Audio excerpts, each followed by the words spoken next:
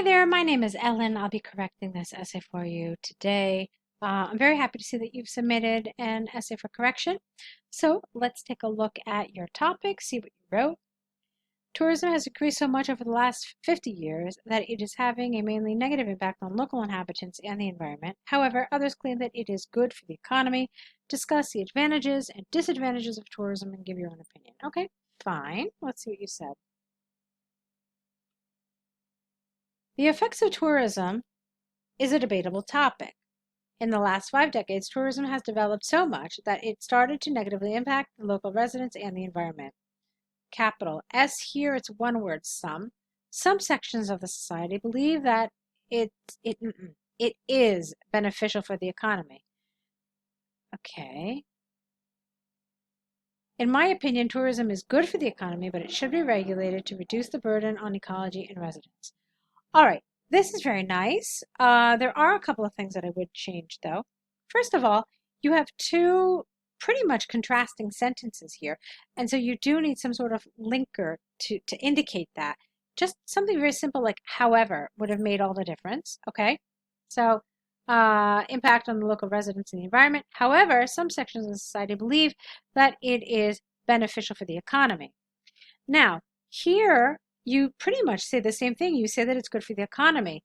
So what I would do in order to aid cohesion is I would have said, in my opinion, or not even in my opinion, personally, I support the latter opinion, but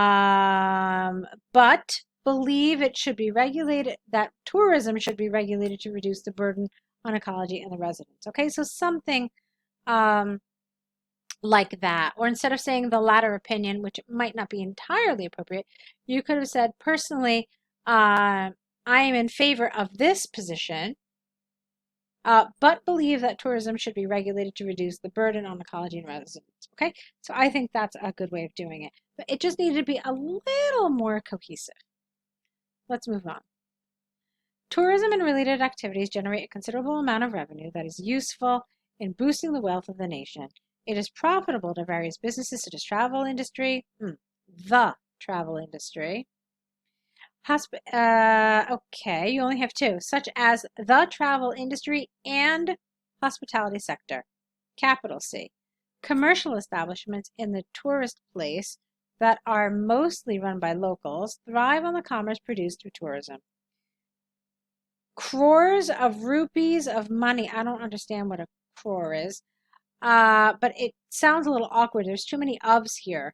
So you could have said something like considerable sums of money or considerable amounts of money are exchanged through these businesses every year. For instance, Goa, a beach party destination in the southern part of India, attracts tourists from all over the globe annually. Income generation begins from the instant a tourist books his flight tickets to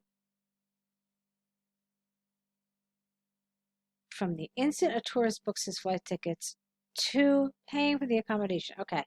Many pubs and restaurants earn a hefty income from travelers, and even smaller businesses like souvenir shops make a considerable amount of money. When the COVID pandemic hit India and the country went into a nationwide lockdown, Goa suffered huge losses in economy due to lack of tourists. Okay.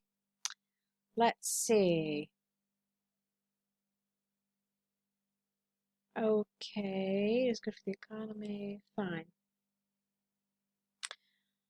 All right. Now here you're going into the downsides of tourism. So in other words, you're switching sides. And so again, you do need some sort of linking device here to indicate that. This is important when you're kind of shifting the sides of your argument. So there are a handful of ways to do that. You could have said in contrast. You could have said that being said, or that having been said, or one of these expressions, okay? So, however, there are many downsides to tourism as well. Okay, you need some punctuation here. However, there are many downsides to tourism as well, comma, like its effect on local inhabitants and the environment. Those are the tourists who travel and are not conscious of the privacy and peaceful existence of the people who are settled in, I don't like in that place, so in the location. Let's see. I think that would have been a better word here rather than that place. What is the place?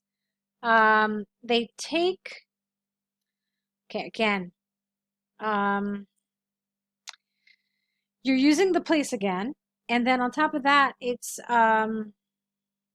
so I'm not really a big fan of this word. It just feels very vague and not particularly precise.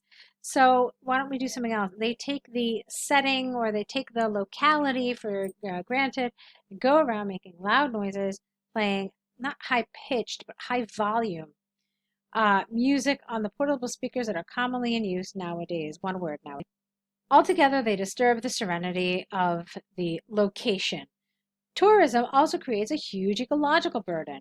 For example, Himachal Pradesh, a mountain state on the foothills of the Himalayas, is being polluted heavily with plastic bottles that the tourists carry with them on sightseeing and trekking.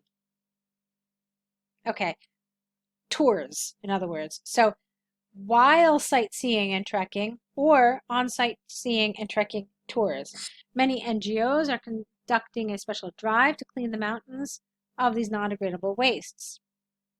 The air and sound pollution that is caused by the vehicles of travelers is also a major hindrance to both locals and the wildlife. Okay, fine. In conclusion, tourism has both advantages and disadvantages. It is, because we don't use contractions in IELTS, it is beneficial to the economic growth by the way of income it generates through various businesses. The negative side is, not being, the negative side is the impact on the environment and the locals, S apostrophe, peaceful existence. In my opinion, tourism can be made more useful by strictly regulating the number of tourists and educating them to be more eco-friendly and impose huge fines on those who flout the norms. Full stop at the end. Okay, I like that, especially that last sentence with flout the norms. That's a great expression. I liked a lot of this actually. There were some errors. Okay, so it wasn't consistently accurate. You can see that I corrected throughout the essay. But on the whole, I thought you had a good level. I thought you developed a lot. I thought it was cohesive for the most part. There were those areas that I talked about throughout this correction that I want you to keep in mind. But on the whole, I think you have a lovely essay. There are a couple of other things that I would like to see. There was one, where was it? Oh, yeah. So at the end of your paragraphs, I would have liked a statement to kind of just round off the paragraph, something like a conclusion to that paragraph, which would essentially be a rephrasing of the first sentence of your paragraph, the topic sentence. So this really rounds out your essay and makes it feel more complete. So that's one thing I would have liked. But on the whole, I was really rather happy with this. I thought you did well. Now, I don't have information about your IELTS plans. I don't think you included anything in your email, but I would like to know what they are so that we can help you progress and get the score you need. I would absolutely love to see what you're doing with task one because that, presents a whole host of other issues. So I would really like to see what you're doing there and see how we can help you with that. So basically at this point, there are a number of ways that you can continue working with us. There'll be links in the email with this video showing you some of the options on how you can work with us. So I invite you to do that. I'd like to continue working with you and helping you prepare. So hopefully we'll hear from you soon. I want to wish you lots and lots of luck.